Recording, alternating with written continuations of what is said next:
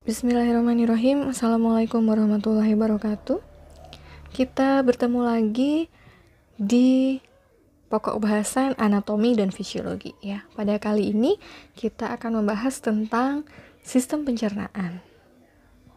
Jadi sistem pencernaan itu mempunyai fungsi untuk memindahkan zat nutrien, air, dan garam yang berasal dari zat makanan ke lingkungan dalam untuk didistribusikan ke sel-sel melalui sistem sirkulasi. Jadi ada kata kunci nutrien dan sel-sel. Ya, kalau teman-teman masih ingat nutrien ini digunakan untuk apa oleh sel ya? Ya, jadi nutrien ini akan digunakan dalam proses metabolisme ya. Jadi untuk mempertahankan homeostasis, molekul nutrien yang digunakan untuk produksi energi ini harus terus-menerus digantikan oleh nutrien yang baru yang kaya akan energi. Nah, molekul nutrien, khususnya protein, ini juga diperlukan untuk sintesis sel yang baru dan bagian-bagian sel yang terus terjadi di dalam pertumbuhan dan pergantian jaringan. Ya. Demikian juga cairan dan elektrolit yang secara konstan dia hilang melalui urin dan keringat, serta melalui jalan lain, ini harus digantikan secara teratur. Nah, sistem pencernaan ini berperan terhadap proses homeostasis dengan mentransfer nutrien, air, dan elektrolit dari lingkungan eksternal dan lingkungan internal ya, seperti yang kita bahas tadi. Sistem pencernaan ini dia tidak secara langsung mengatur konsentrasi setiap konstituen ini di dalam lingkungan internal ya. Sistem ini dia tidak mengatur penyerapan nutrien, air, dan elektrolit berdasarkan kebutuhan tubuh. Tapi sistem pencernaan ini mengoptimalkan kondisi bagi pencernaan dan penyerapan apa yang telah dicerna. Untuk proses dasar pencernaan ada 4 proses dasar. Ya. Digesti, sekresi, motilitas, dan absorpsi. Untuk digesti ya, manusia ini kan mengkonsumsi 3 kategori protein utama ya, bahan makanan yang kaya energi. Ada karbohidrat, ada protein, dan ada lemak. Nah, molekul-molekul besar ini dia tidak dapat melewati membran plasma secara utuh untuk diserap dari lumen saluran cerna ke dalam darah atau limfe ya. Oleh sebab itu, tujuan dari digesti ini dia adalah untuk menguraikan struktur kompleks makanan secara kimiawi menjadi satuan-satuan yang lebih kecil dan dapat diserap melalui proses-proses berikut ya. Misalnya bentuk karbohidrat yang paling sederhana adalah gula atau monosakarida. Kemudian protein ini bentuk paling sederhananya dia adalah asam amino. Dan lemak bentuk paling sederhananya adalah asam lemak dan gliserol. Nah, kalau sudah dalam bentuk asam lemak dan gliserol, asam amino, kemudian monosakarida, baru makanan tadi, nutrien tadi itu bisa diabsorpsi. Ya, bisa menembus lumen usus. Gitu ya. Kemudian untuk proses yang kedua ada proses sekresi. Sistem pencernaan ini menghasilkan sekresi endokrin dan eksokrin. Ya.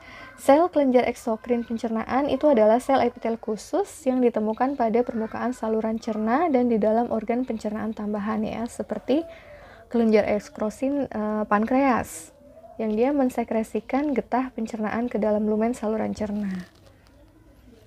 Ya, tentunya kalau pada sekresi ini dia akan menghasilkan produk-produk yang mana produk-produk itu nantinya akan digunakan untuk membantu dalam proses pencernaan.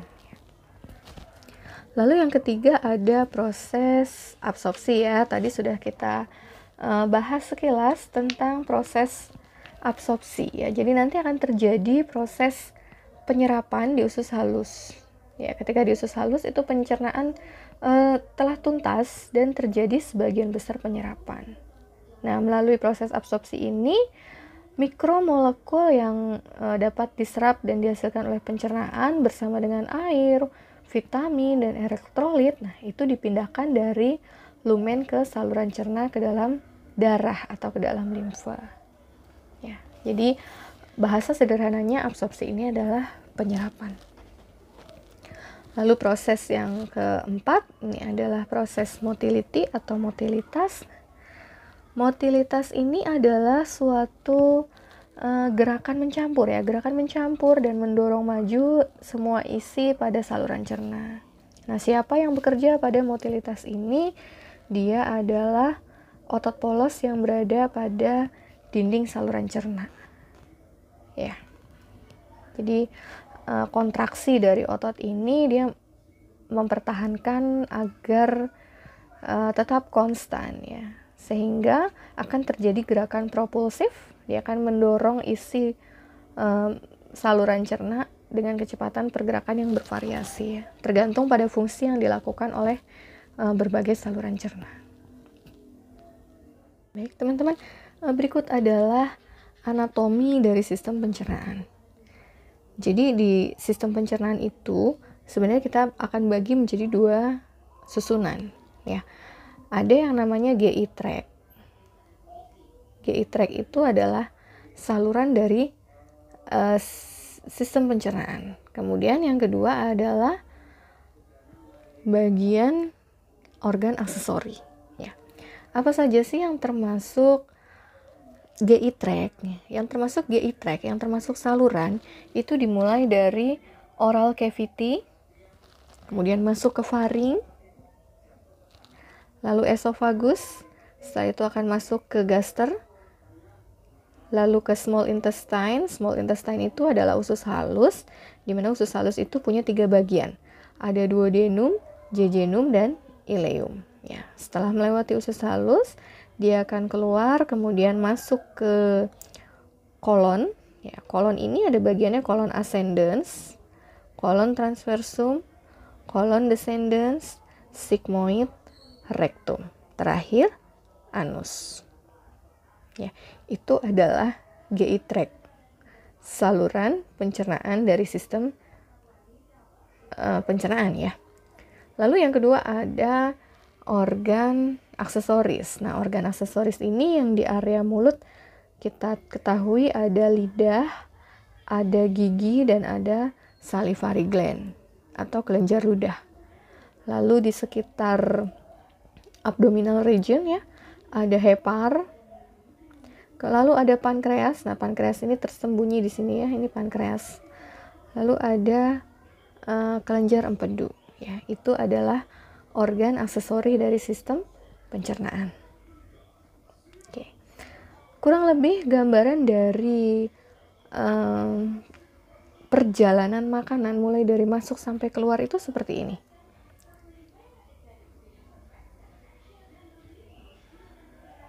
Sebentar ya. Oke. Jadi makanan masuk sampai di lambung, nanti akan terjadi pencampuran enzim HCl, pepsinogen, renin ya. Makanan itu kemudian akan diteruskan melalui usus halus. Di usus halus ini nanti akan terjadi proses absorpsi. Nah, setelah diabsorpsi, jadi absorpsi besar-besaran itu terjadi di usus halus. Ya.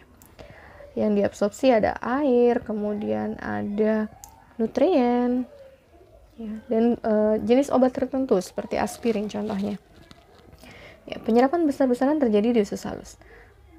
Kemudian makanan akan bergerak, dia akan motilitas lalu menuju ke large intestine atau kolon ya, atau usus besar. Nah, di sini pun masih akan terjadi penyerapan, namun tidak sebesar yang terjadi di usus halus. Nah, setelah itu nanti akan terjadi proses pembusukan juga di usus besar ini. Sisa-sisa metabolisme yang tidak terpakai ya, sisa bahan makanannya nanti dia akan keluar ya, yang kita sebut dengan feses. Ya, kurang lebih gambaran dari berjalannya sistem makanan di dalam sistem pencernaan itu seperti ini. Lalu kalau kita lihat bagaimana sih histologi dari dinding saluran pencernaan. Nah, dinding saluran pencernaan kita itu memiliki 4 lapisan. Ada lapisan mukosa, yang paling dalam ya, mukosa, lalu ada submukosa, muscularis externa, dan yang paling luar itu adalah serosa. Pada bagian mukosa ini melapisi permukaan luminal saluran cerna ya. Di lapisan mukosa ini ada 3 lapisan lagi. Ada membran mukosa. Nah, membran mukosa ini suatu lapisan epitel sebelah dalam yang dia punya fungsi sebagai permukaan yang protektif. Lalu lapisan yang kedua dari mukosa ada lapisan lamina propria. Dia adalah lapisan tengah yang tipis ya, susunannya adalah jaringan ikat tempat epitel berada. Nah, di lapisan ini ada yang namanya GALT. GALT itu singkatan dari gut associated lymphoid tissue ya. Nah, GALT ini dia sangat penting dalam pertahanan terhadap bakteri usus penyebab penyakit. Lalu lapisan yang ketiga dari lapisan mukosa adalah muscularis mucosa. Muscularis mucosa ini merupakan lapisan otot polos yang jarang ya. Yaitu 3 lapisan dari lapisan mukosa. Lalu lapisan yang kedua ada lapisan submukosa. Submukosa artinya dia di bawah mukosa. Nah, lapisan ini adalah lapisan yang tebal, jaringan ikat yang menentukan daya regang dan elastisitas dari saluran cerna. Di bagian submukosa ini juga mengandung pembuluh darah dan pembuluh limfo yang lebih besar. Yang keduanya nanti akan membentuk cabang ke arah dalam ke lapisan mukosa dan ke arah luar ke lapisan otot tebal di sekitarnya ya. Lalu lapisan yang ketiga adalah lapisan muscularis externa. Kalau kita perhatikan dari katanya, muscularis berarti dia banyak mengandung otot ya, terutama otot polos pada saluran cerna. Dia akan mengelilingi submukosa. Nah, di sebagian besar saluran cerna, muscularis externa ini terdiri dari 2 lapisan. Lapisan sirkular bagian dalam atau inner circular muscle dan lapisan longitudinal luar atau outer longitudinal muscle. Ya. Dan lapisan yang keempat adalah lapisan serosa. Nah, lapisan serosa ini dia adalah jaringan ikat yang paling luar yang menutupi saluran cerna. Ya, dia mengeluarkan cairan encer yang licin ya. Namanya itu adalah cairan serosa yang nantinya akan melumasi dan mencegah gesekan antara organ-organ pencernaan dan viscera yang ada di sekitarnya. Lalu bagaimana dengan kontrol aktivitas sistem pencernaan? Ya, dinding saluran cerna kita itu mengandung 3 jenis reseptor sensorik yang berespon terhadap perubahan lokal di saluran pencernaan. Ya, ketiga reseptor tersebut diantaranya yang pertama ada kemoreseptor. Kemoreseptor ini peka terhadap komponen kimiawi di dalam lumen. Yang kedua, mekanoreseptor. Peka terhadap regangan atau tegangan di dinding. Dan yang ketiga adalah osmoreseptor. Osmoreseptor ini peka terhadap osmolaritas di isi lumen ya. Nah, stimulasi dari reseptor-reseptor ini dia akan memicu refleks saraf atau sekresi hormon. Ya. Refleks saraf dan sekresi hormon ini akan mengubah tingkat aktivitas di sel efektor sistem pencernaan. Ya.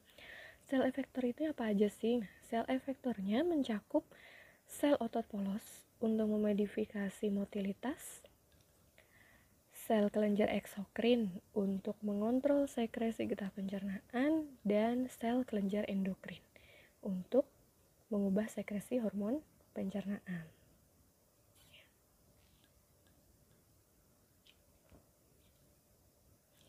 Jadi gambarannya kurang lebih seperti ini. Ketika makanan masuk, otak kita itu sudah memerintah kelenjar-kelenjar untuk memproduksi hormon, yang mana hormon ini punya fungsi untuk membantu dalam proses pencernaan makanan.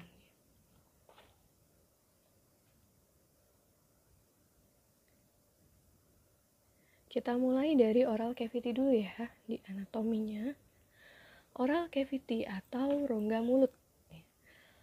Rongga mulut ini adalah pintu masuk ke dalam saluran cerna, dan lubang masuk ini dibentuk oleh bibir yang mengandung otot dan membantu mengambil, menuntun, dan menampung makanan yang ada di mulut.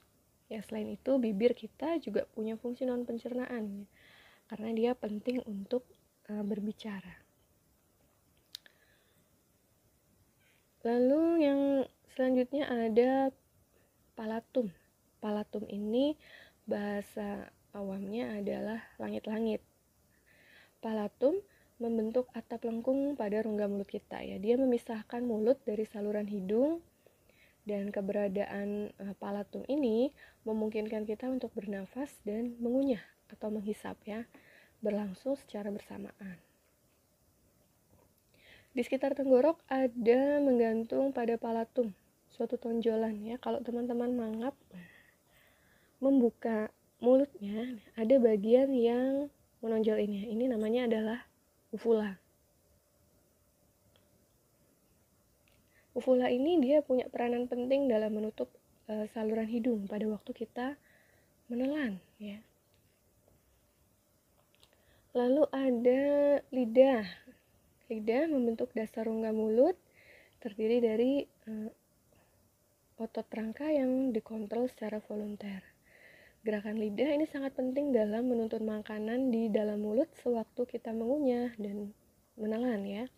Serta lidah ini juga punya peranan penting pada saat kita berbicara.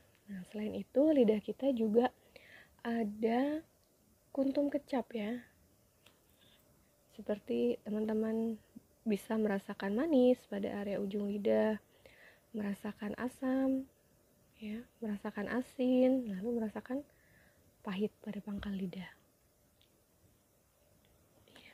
Ada gigi ya, gigi itu punya fungsi untuk memecahkan bahan makanan secara mekanik.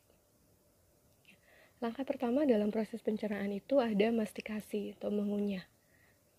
Mengunyah itu adalah suatu motilitas mulut yang melibatkan pengirisan, perobekan, penggilingan, dan pencampuran makanan oleh gigi. Mengunyah itu fungsinya untuk apa sih? Mengunyah itu untuk menggiling ya, menggiling dan memecahkan makanan menjadi potongan-potongan yang lebih kecil, sehingga makanan ini mudah ditelan, dan untuk meningkatkan luas permukaan makanan yang akan terkena enzim. Selain itu, mengunyah juga punya fungsi untuk mencampur makanan dengan air liur dan merangsang dari indera pengecapan kita. Di mulut itu ada salivary gland atau kelenjar ludah.